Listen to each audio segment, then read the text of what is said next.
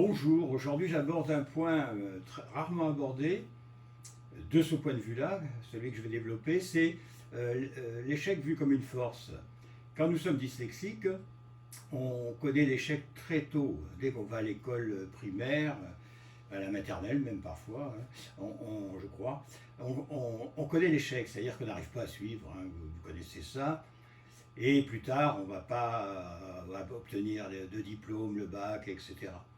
Ça, c'est quelque chose que moi j'ai toujours connu, hein, puisque je ne suis même pas allé au collège. Et donc on est préparé à l'échec, c'est-à-dire on a tellement connu d'échecs qu'on y est préparé. Alors que la plupart des personnes qui ne connaissent pas l'échec au cours de leur scolarité, ou très peu, euh, vont un jour y être confrontés, soit en entreprise en perdant leur poste, soit ou dans une entreprise en manageant une équipe et en rencontrant beaucoup de difficultés avec cette équipe, en ne sachant pas la manager par exemple, ou, ou soit en se lançant dans une entreprise, micro-entreprise et autres, la création d'une entreprise, et puis se planter au bout d'1 an ou 2 ans.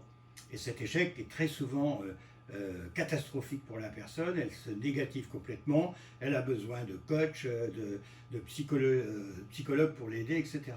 Ça, le dyslexique ne le connaîtra pas, parce que le dyslexique, il sait d'avance qu'il va peut-être, dans ce qu'il entreprend, connaître un échec, ne pas réussir.